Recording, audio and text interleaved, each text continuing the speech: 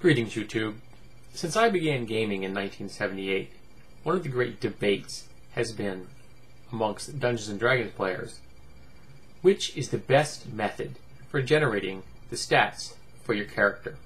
Now, in the early days, back when dinosaurs rolled the dice, the only method that we used was 3d6 in a row, and that's what you went with. I believe the array at that time was Strength, Intelligence, Wisdom, Dex, Constitution, and Charisma. Though why it was that order, I have no idea. Current 3.5 stats are Strength, Dex, Con, Intelligence, Wisdom, Charisma. Though I'm still not sure why they just aren't in alphabetical order. It would make things a whole lot easier. And over time, that particular method evolved. People started doing 3d6 6 times, create 6 complete sets, and then you pick the best set. Then there were people who adopted 4d6 minus the lowest in order, and then that evolved into 4d6, throw out the lowest, and you put them where you want. And that's the method I used in 1st edition and 2nd edition, to the exclusion of all others. In fact, for one particular epic game, I think we used 5d6 throughout the 2 lowest because we were trying to skew the odds to higher numbers. And then 3rd edition came out. And when 3rd edition came out, we were introduced to the concept of the point buy.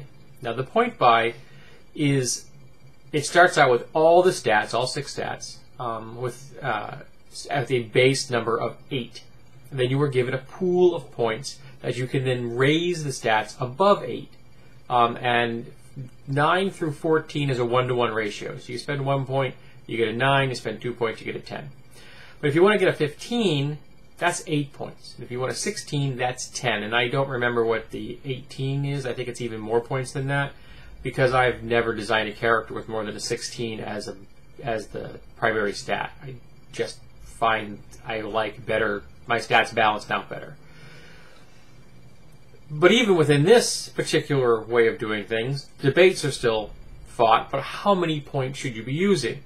Some people want a really lean character generation, so they use 18 points, or sometimes 25 points. The living role-playing games, like Living Greyhawk and stuff, they use a 28-point buy, which is, to me, the bare minimum. And I would prefer a 32-point buy, because I prefer heroes to be heroic. But that's just me. And Pathfinder has a similar idea. Their base is at 10, and 5 points would get you 16. They had to make it slightly different so they could actually use the point buy system in their version of the 3.5 rules, often referred to as 3.75 rules, because the point buy system from 3.5 was never made open gaming content. So you end up with 2 schools of thought, 2 camps. One camp rolls things randomly, the other camp does point buy. Now, the people in the random camp I have encountered have said they like this particular way of doing things because it creates a more organic, realistic array of characteristics. Because fate is in your hands, you roll them, and that's what you get, regardless of whether you allow them to be moved around or not. You're rolling dice, whether you throw out the lowest or not, you're still rolling dice. And some people also consider this a balancing feature. That way you don't get people optimizing their characters to the hilt, because they can't. Because the numbers are right there in front of you. All you can do is play with what you've got. Of course, you have to roll your character up in front of the people in the game, at least the GM, because otherwise he's very likely not to believe you when you come to him with good stats. And I once sat there in a room full of gamers and watched someone roll 3d6 and get 6 17s in a row. It was astounding. They were honest dice. They weren't even his dice. Most amazing thing I've ever seen. He was the first time he ever rolled a character up. He had no idea what he was rolling. It was funny. And then the people in the random camp also think that point buy, you end up with some very cookie-cutter characters. All fighters have a 16 or 18 strength. All thieves have a 16 or an 18 dex. You get the point. that they all look the same. Everybody takes charisma as the dump stat unless it's your key characteristic for your class. And that is a valid point. But the people in the point buying camp, which is me, I'm a diehard point buy believer, take the position that if you roll things randomly, yes, you do get an organic real-world array. Guess what? I don't want an organic real-world array. Out here in the real world, I have depression, diabetes, and I wear glasses. I don't want these things. If I'm playing a game and a character in a game that is for my entertainment, I want to play the character I want, and I want to play them the way I want, which means the characteristics in the order I want to put them in and with the numbers I want to start with. It's that simple.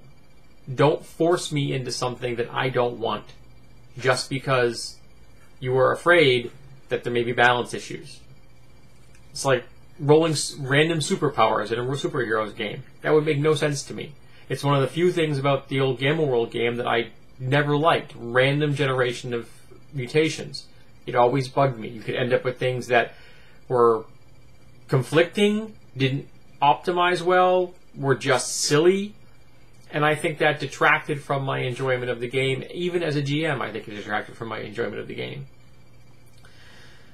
So, the question is, which camp do you belong to? Do you think that rolling random dice is the way to go? And if so, why do you think it's the way to go? Do you think that the point buy is the best method? And if so, why do you think point buy is the best method? Or do you play a game that uses none of these archaic concepts and you don't have to worry in the least because you're playing Iron Claw, which just gives you a bunch of dice and says put them where you want, and you don't have to worry about point buying at all? So, I'm interested. What does the RPG community out there think about the classic debate in the D&D community, which is the best way to generate your stats?